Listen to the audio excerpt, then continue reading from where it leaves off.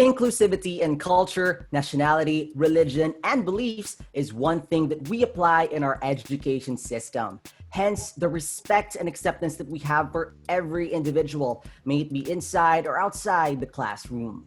Hey Tigers, I am Sherwin Hara, your host for today, and welcome back to another new episode of Culture Shock. In today's episode, we will be discussing the Decatch event that happened last January 19, 2021 via Zoom. To our viewers who are unfamiliar with Decatch, it stands for Decentralized Asian Transnational Challenges. It is an event where communication students from various universities in different countries come together to work on a media project. It aims to enhance the students' media literacies as well as their understanding towards other cultures. It is with this collaboration that students will get to encounter the rich diversity among fellow university students and professors coming from different Asian cultures. With that being said, it's normal to feel culture shocked because of the gaps in our practices and beliefs.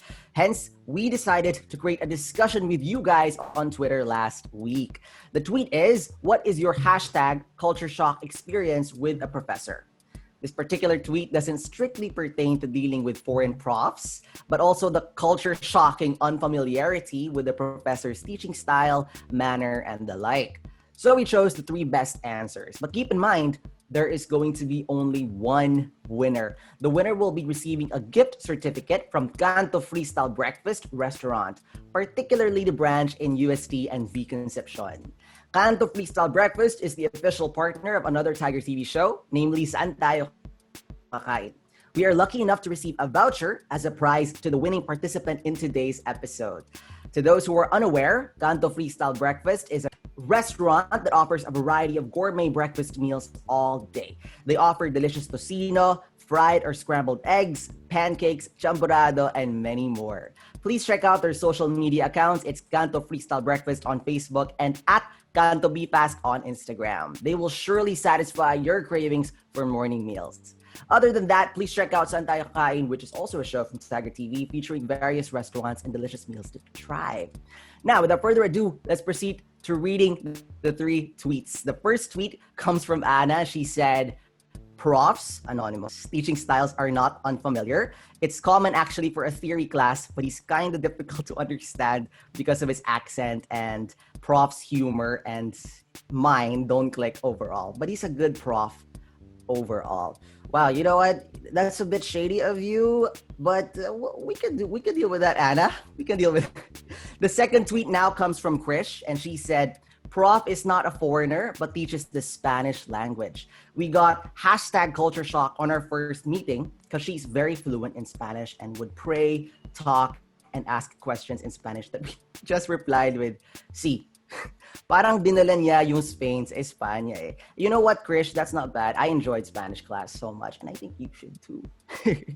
Then the last, but certainly not the least, is from Ashley. And she said, my hashtag culture shock experience was when I had a very strict professor back in second year. She was intimidating yet passionate about her subject. I learned a lot from her even when I was not used to her strictness and high standards. Now that is my experience with foreign profs as well. You know, culture shock doesn't always have to be a bad thing. It can be a wholesome, enjoyable thing for sure.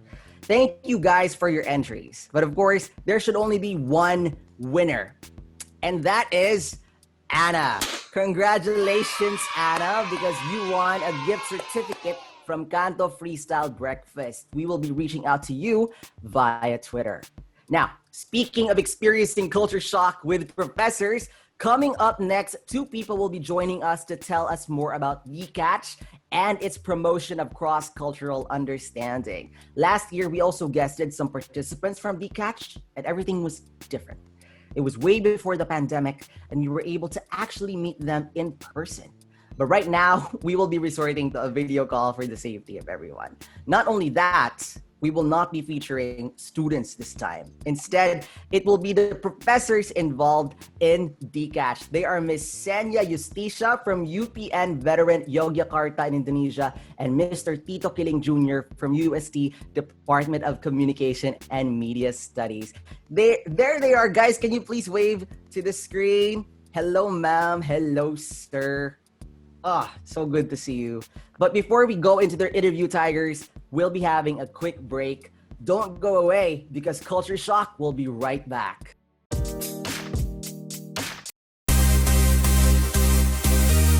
We are always on the move, always on track, and in full swing. Serving the Thomasian community by creating. Grow and growl with us. We are in full swing. We are the Tiger Media Network.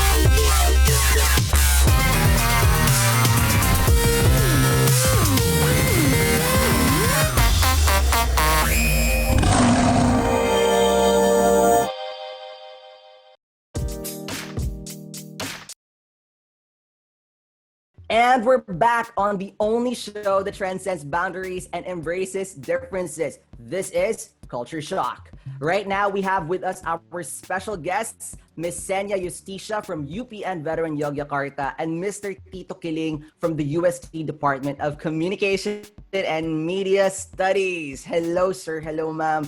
How are you both doing? Hello, good. How All are right. you, Sherwin? I'm really good. How about you, sir? Are you doing okay? Yes, we're in our second half in a few weeks, so things are sort of going way too fast now. Yes, second half of the second semester. It's feeling great. I feel crazy. Sir, you're my thesis advisor, so we both know that. Yeah. So you guys, ma'am, sir, I will be asking questions first about your experiences with Decatch in the pre-pandemic days, back then when everything was normal.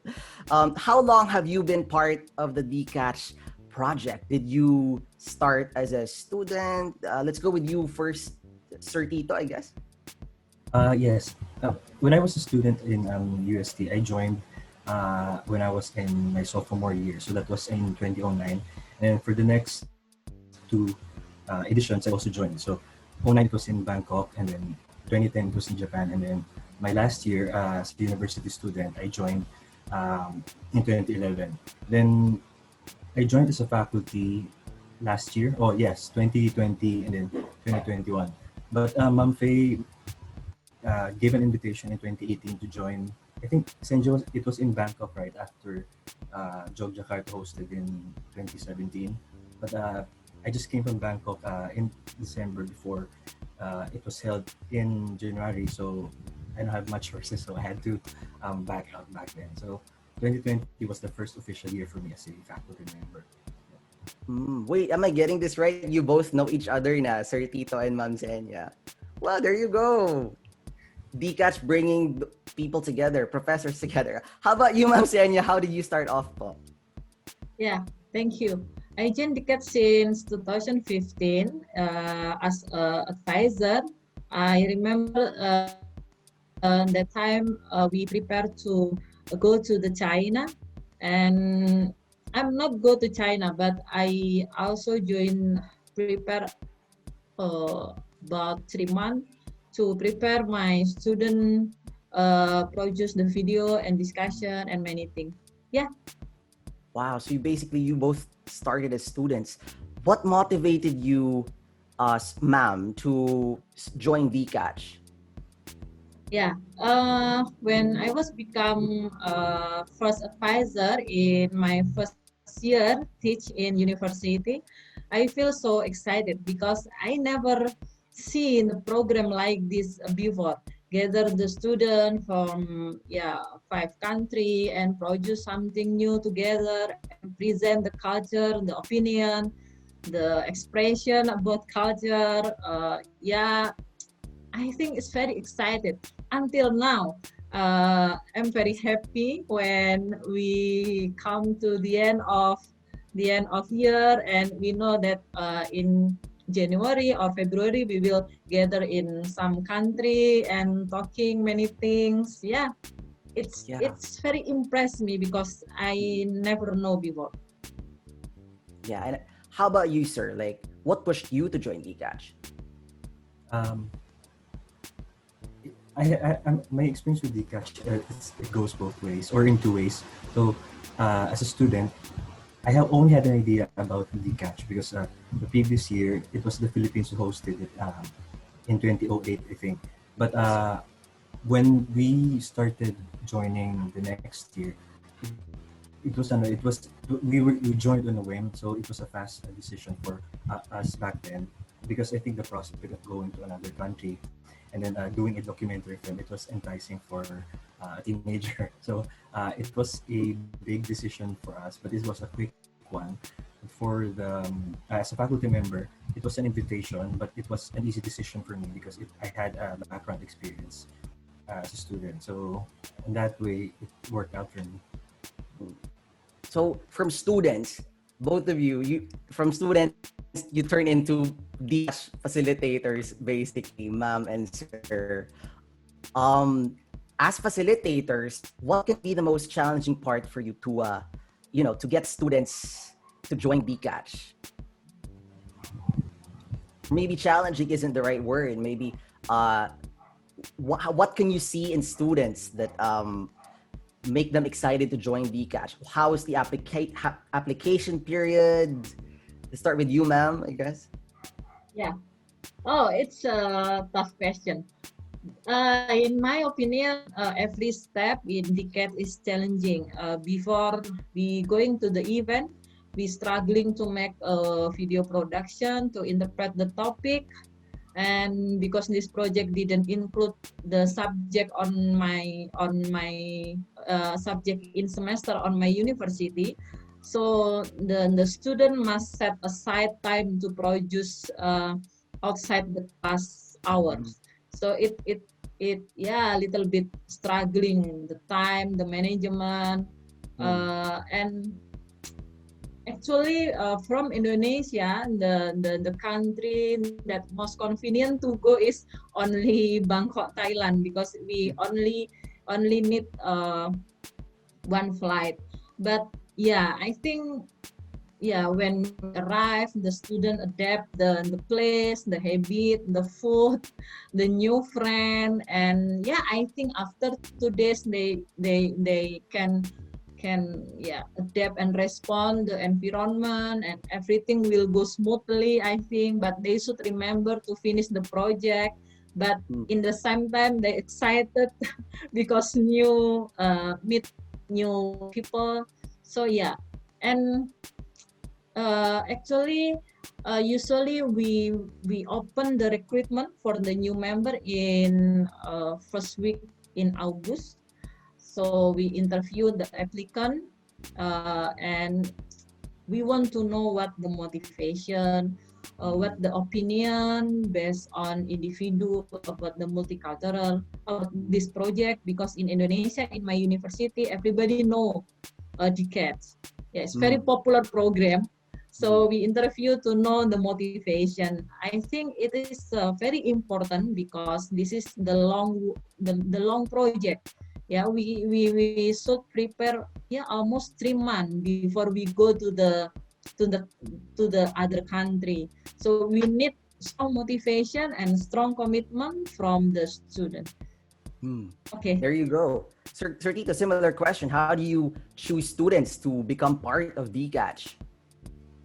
There's a similar, I think, system with how students are chosen now. But before, I think when I was a student, I'm not sure if there was a selection process, but last year and this year, it has a similar context where you send a call for participants, and then when students present their interest, you sort of put them into teams, and then as a host country, I think I have to clarify this a bit. Last year, as a host country and institution, we had to ask students, similar to an interview, but they were asked a question, and then they had to answer it based on how well they are interested in having a multicultural experience, and then from then you pick out which students would commit all the way throughout the project, because there are students who backed out because of certain not restrictions but certain reasons. But in the end, it worked out well. But last year, oh no, in 2021, the most recent catch we had, those who pledged their commitment, a lot of them were repeat students or participants were Decatch delegates last year, and then some of them were staff members who joined this year as delegates. So the selection process is a bit similar with what Indonesia did, because I think in our universities it's not part of the curriculum. So again, it's very similar where students have to set aside a time to produce, compared I think to Thailand because it's part of their curriculum, and in Japan it's a club. Is it correct, Senja? It's a club for Japanese students. Yeah. Oh yes, and in China I think it's also part of their curriculum. So Indonesia and the Philippines have a similar context for Decatch project and getting students, but I think in both cases it's a rather popular program as well. So it works differently. Decatch works differently depending on the country. I want to ask sir and ma'am briefly, what was it that you missed the most about pre-pandemic Decatch? Because I would imagine it was much more vibrant back then to actually interact with other people. So briefly, what was your favorite pre-pandemic memory, Ma'am Senja? Yeah, many things.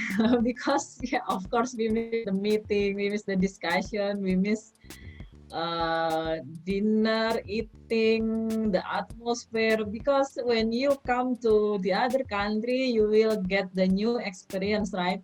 So yeah, for me, honestly, meet each other, meet the student from the other country is a precious moment. And you know, when we close to the final presentation and the last day decade, yeah, we feel very very sad because we must go to the back to the home. Yeah, and I think the most convenient communication is meet each other in one place, not by the virtual medium. I think I miss everything that Sir we Tito, is can it the same see for each you, other. sir? Yeah. Yes, for me, I think it's the face-to-face interaction. So aside from the face-to-face interaction, the most exciting part would be as a group going to another country. So the journey there, the sort of adventure that you have for the entire week, and sometimes the time that you have would blur because you're very much busy with producing all of these materials up until the end of the week, where you just think, okay, we're done. So the face-to-face interaction. Yeah, truly. There it is. Well, you guys, the next questions will be about this year's Decatch, but we're going to have a quick breather first. So stay tuned, Tigers. Culture Shock will be right back. We're back for a new SEM, and just in time for the new normal. We're bringing you the best content. Catch old shows as well as new, updated for your Thomasian needs.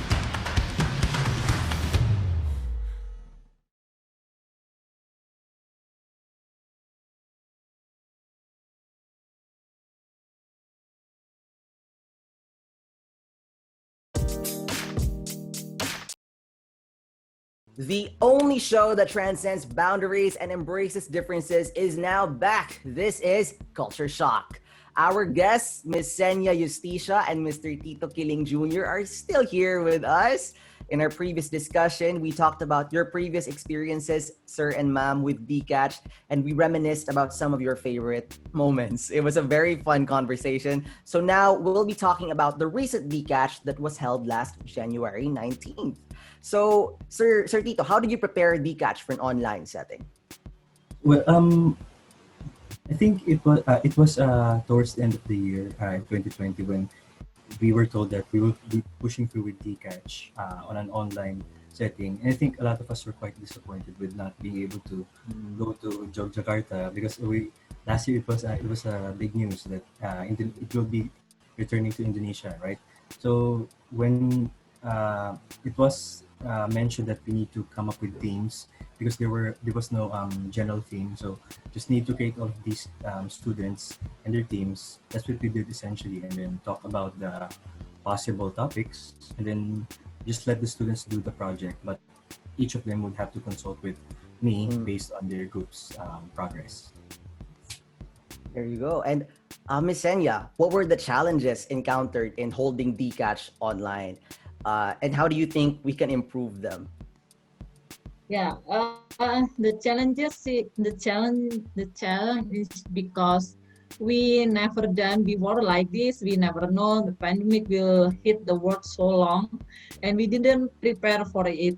And actually, I'm very happy because if there is no pandemic, this is will be our second time to be a host of Decatch. But yeah, sadly, we cannot prove this. But when we realize that we should pass the pandemic, and yeah, we discuss and make little bit change the mechanism of the cat. I think we still get new experience, and it is interesting. The multicultural communication still be done. They get the friendship opportunity. They more creative. They yeah, they make the simple production but still suitable to the topic. Yeah, I think yeah, we cannot meet each other, but we can get the new opportunities to yeah, maybe they more confident talk between Zoom, and yeah, they can explore each other. They feel close with each other because they gather in a one line group. Yeah, I think yeah, sad but okay lah. Yes. Especially knowing it was supposed to be held in Yogyakarta, Indonesia this year, ma'am. That's must be such a shame for you. Same question, sir. You know, what were the challenges holding Decatch online? Well, in general, I think I'm not sure. It's not the same as with other countries, but for the Philippine team, it's about having decent infrastructure as far as the connection, because some of our students are not in Manila. So the ones who are in Manila are already dealing with the extended lockdown. The ones who are outside Manila don't have a strong internet connection. I think that's the primary connection we have for now, unfortunately. But a lot of the Decatch participants last year were looking forward to going to Yogyakarta, I think. And it's, especially, I think, for a lot of them, it would be a first to go to that part of Indonesia. And I think because mainly a lot of them would think Indonesia they would equate it to Bali or Jakarta, but Jogja, I think, would be I think it's one of the more charming cities because it's very artsy, and the food there, I think, the food there would be very good for them. Oh, I gotta correct my pronunciation there. It's Yogyakarta, Indonesia. There you go. But it's not all bad for sure. It's not all bad for sure. What are your favorite moments in this year's Decatch? Ma'am Senya, what would you say? Yeah, of course the final presentation, because yeah, before when we prepare the final presentation, I just afraid that the connection and the technology trouble, and we cannot see each other, and many things. But I think, thanks God, everything goes smoothly. Everyone can talk and discussion. Very long discussion, but I think okay. And I see my student happy because finally they can present the video. They can share the opinion, the expression. Yeah, the final presentation is very precious moment for me. It's the same for me, I think. But I think, Senja, the way that the final presentation went, for me, it went smoothly. There was no significant issue for the presentation. So thank you for hosting the final presentation. And I have to echo what she said about the last the presentation, because it was the last moment that the students and the professors are going to be together. But for me, I think the one of the best moments in the that presentation day, you can still see people not leaving the Zoom room after the presentation has finished. So I think it's holding on to the last moments of Decatch 2021. So for me, that was one of the best moments where the music was going. I think it was something from BTS, and people just stayed online on the Zoom room, so they weren't leaving at all. So they were waving, they were saying their goodbyes, but no one was just leaving the Zoom room. So Yeah. That's so pleasant because Tiger TV actually aired Decatch this year, and seeing people cooperate live was, we couldn't do that before because Decatch was it was held in a conference room. We usually couldn't go, but seeing it live even on Zoom for us viewers was very enlightening and fun. Like, except for the online part, but it was really enlightening to watch Decatch happen live. Now, lastly, to end this interview, ma'am and sir, what do you like about each other's cultures? Go first, or Let's go with Ma'am Senya. I think the culture is given by God for every people, every country. So from culture we can learn each other, and in other set we can understanding ourselves much better. In a borderless era, we cannot live alone. I think we always need somebody to develop ourselves and to develop our country. And in Indonesia, we have a proverb: one enemy is too many, one friend is too few. So I think Decatch make me be a better person, be a mature person, wise person, because we can see each other and we can understanding, even we didn't know the culture and we didn't understanding the language, but we know we are family. So it's very, very beautiful. And how about you, sir? What do you like about Indonesian culture, Decatch culture in general? I was again. I'm saying this because I was looking forward to going again to Yogyakarta this year supposedly. But I think in terms of culture in general, you have to take note how a lot of the things that we know based on books and the things that we watch on TV and in films are just only a part of the culture. But once you experience it, it's very different. And then a lot of the misconceptions that you have are sort of are erased, and also it gets replaced with something more beautiful, I guess. That's how that's looking at how life is different in another place, but it's also having the connections as Southeast Asians. I think in Indonesia, the same with a bit of how Thailand is, and even other countries in Southeast Asia. You are in an unfamiliar place because it's a different one, but the culture feels very familiar. I think there are parts of it that remind you of home. So you are not home, but in some parts of it, you feel like you're home. So again, hopefully when the pandemic is over, we can return to all of these places so we can explore more and then go on different adventures and just meet different people and how they live their lives.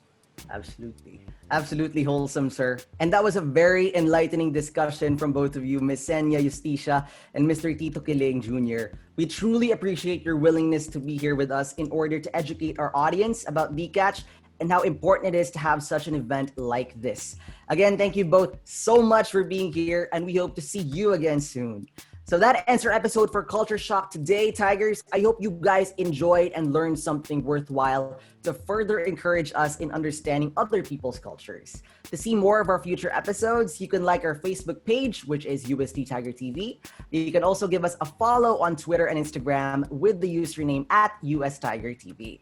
Once again, I am Sherwin Haro, your host for this show that transcends boundaries and embraces differences. This is Culture Shock. Thank you so much for tuning in, and I'll be seeing you guys again.